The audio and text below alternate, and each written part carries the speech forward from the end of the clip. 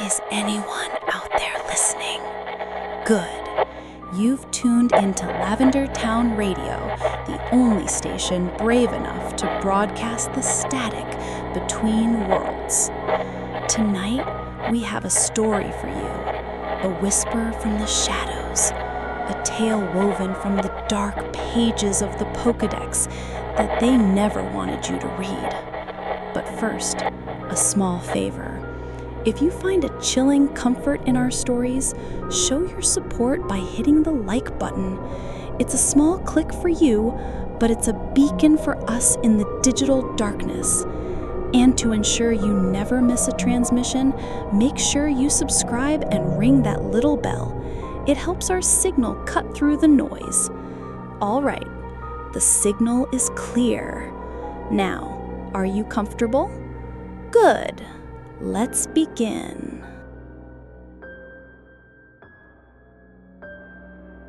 My name is Skyla. In Mistralton, I'm known as a person of the sky. I live amidst the winds, in endless freedom and the roar of airplane engines. People see me and they see optimism, but there's a part of me they never see, a part that belongs to the earth, to silence, and to spirits, a part that belongs to the celestial tower. Ringing the bell is not just a ceremony, it's a responsibility, a silent dialogue. When I ring that ancient bell, I don't just create a sound, I listen. I open myself to the echoes of departed Pokémon, feeling their pain, their peace, their final rest. The chime is a symphony of farewells. Until that Wednesday, the day the symphony turned into a scream. I had just finished a challenging gym battle with a talented young trainer. My Swanna, after a valiant fight, had fainted from exhaustion. I was smiling, shaking my opponent's hand, when I heard it. It wasn't a physical sound. It was a tremor in my soul, a psychic earthquake, a bell's chime. But it was not the serene chime I knew. This sound was wrong. It was distorted, shrill like a harp string pulled to its breaking point. It held the purity of a young soul, but it was coated in a thorny shell of pure, unadulterated hatred. I felt innocence and brutality all at once. It was the sound of a screaming angel. I collapsed to my knees, clutching my head. People in the gym rushed to my side. "Skyla, are you okay?" I couldn't answer. I just knew that someone was at the Celestial Tower, and they weren't ringing the bell for a farewell. They were ringing it to declare a war. I was the only one who heard the bell. It wasn't the sound of peace. It was the sound of a curse being born. I had to get there immediately. But all of my flight-capable Pokémon were exhausted from a long day of battles. Swanna, Swoobat, Onthazant, they all needed rest. Damn it, I yelled, a rare feeling of helplessness washing over me. I had to run, on foot, through the streets of Mistralton, across the fields, towards the tall, spiraling tower in the distance. With every step, that discordant chime hammered at my mind. I saw flashes of images, not my own. A small, smiling Eevee, a group of sneering schoolgirls, a shove, a scream, and a pool of blood on the pavement. By the time I finally reached the base of the tower, panting and exhausted, the chime had stopped. But the silence it left behind was even more terrifying. The air around the tower was thick with a hostile energy. Inside, it was unnaturally cold. The candles left by visitors as memorials seemed to burn with weaker flames.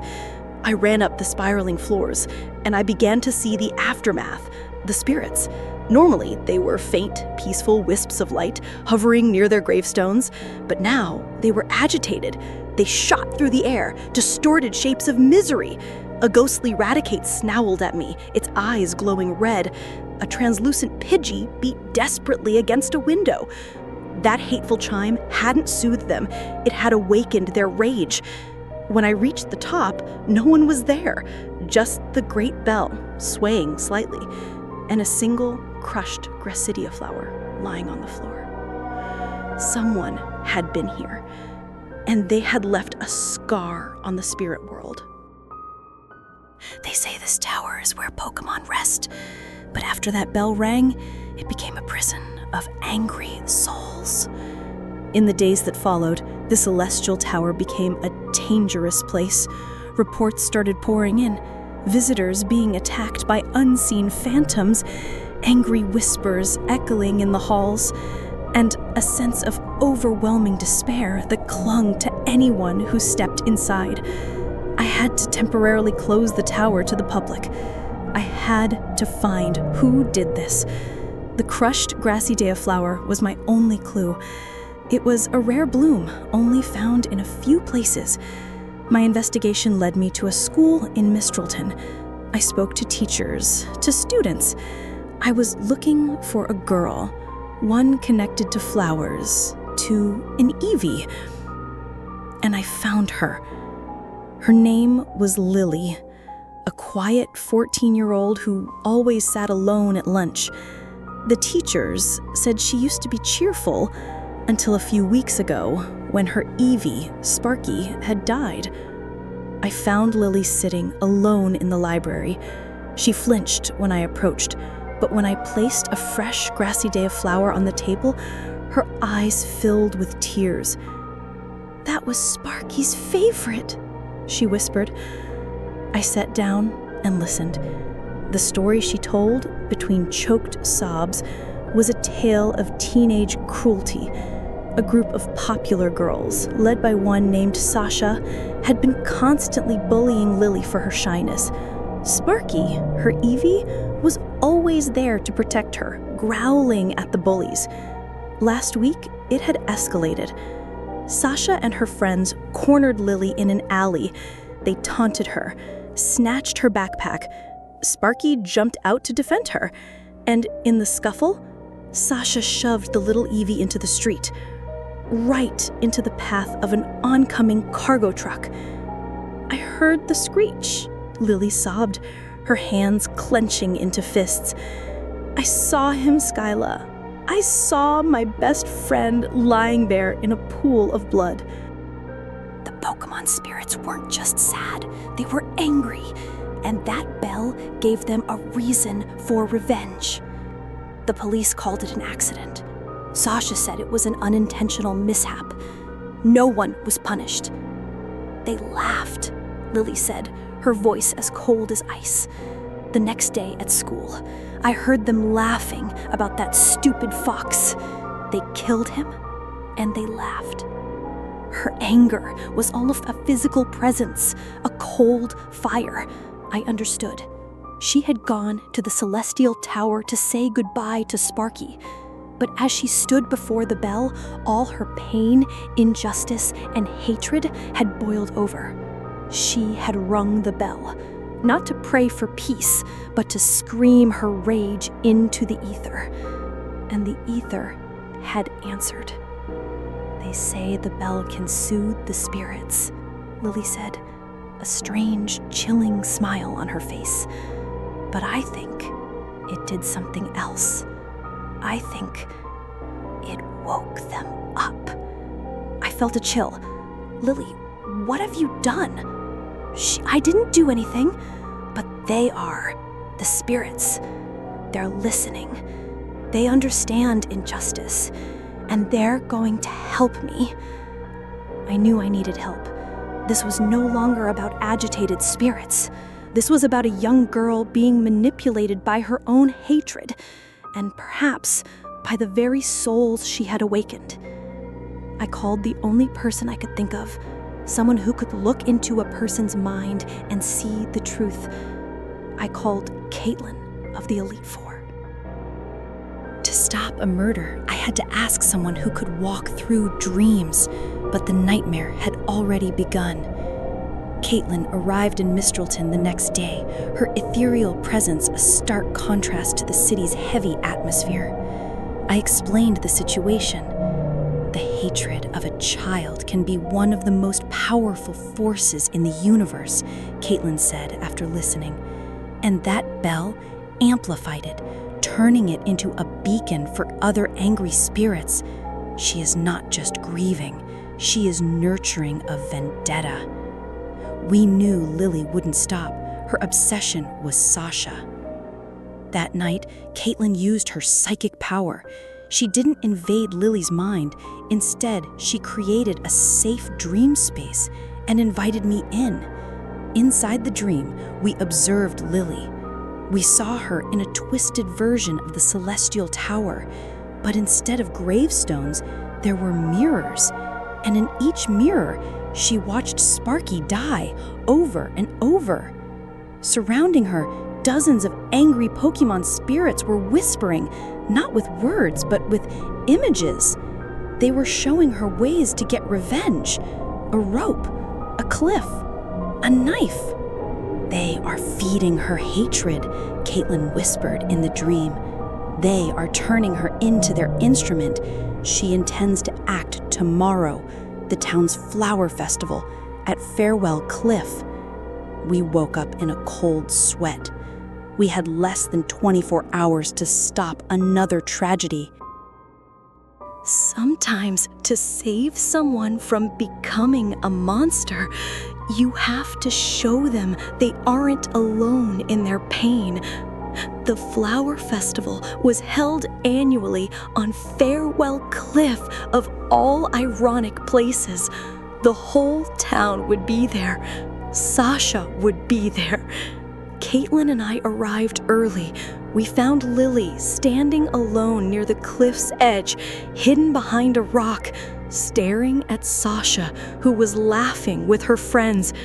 In Lily's hand was a small knife, and I could feel them, the angry spirits.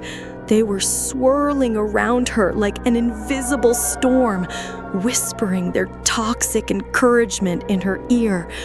Caitlin created a psychic barrier around us, blocking out the external influences. "This is your part, Skyla," she said. "Talk to her." I approached Lily. She startled, hiding the knife behind her back. "Leave me alone," she hissed. "I know you're hurting, Lily, and you have every right to be angry. What happened to Sparky was wrong. It was unfair." "Fair?" She laughed bitterly. "She's laughing while Sparky is dead. Where's the justice in that? It's not at the bottom of this cliff, and it's certainly not in turning yourself into the monster you think she is." I pulled something from my pocket, an old, scuffed Pokeball. "This belonged to my first Star Raptor, Ace," I said, my voice catching. "He saved my life in a blizzard on Mount Coronet. He was badly injured. He didn't make it." Tears started to stream down my face. I hadn't thought about Ace in years. I was angry. I hated the storm. I hated the mountain. I hated myself for not being strong enough to protect him. The grief, it almost consumed me. Lily was watching me, the hatred in her eyes being replaced by a stunned surprise. "But revenge wouldn't have brought Ace back, Lily, and it won't bring Sparky back. It will only create more pain. It will turn you into one of those angry spirits you're listening to." I held out my hand. "Don't let them win, Lily. Don't let them take Sparky and you. Let me help you. Let's remember them together." She hesitated for a long moment. I could see the struggle in her eyes between the hatred and the hurt. And then she dropped the knife. It clattered softly on the ground. She collapsed into my arms, sobbing, a child's cry, finally allowing herself to grieve. As she wept, I felt the air around us change. The hostility dissipated. The angry spirits, with nothing left to feed on, slowly receded, returning to their rest. It was a happy ending. No one died that day. Sasha, when confronted by myself and the police, had to face the consequences of her actions. And Lily, she began a long, difficult journey of healing. I hadn't won a battle. I had simply been there, shared a scar, and showed a broken child that she wasn't alone in the dark. Sometimes that's all a hero needs to do. The transmission is ending. The static is creeping back in. Thank you for listening to Lavender Town Radio. Remember, the Pokédex only tells you half the story. We're here for the other half.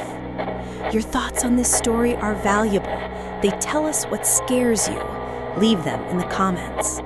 To help us continue broadcasting from the abyss, please hit the like button and, most importantly, subscribe. More subscribers mean a stronger signal, and a stronger signal means more secrets can be revealed.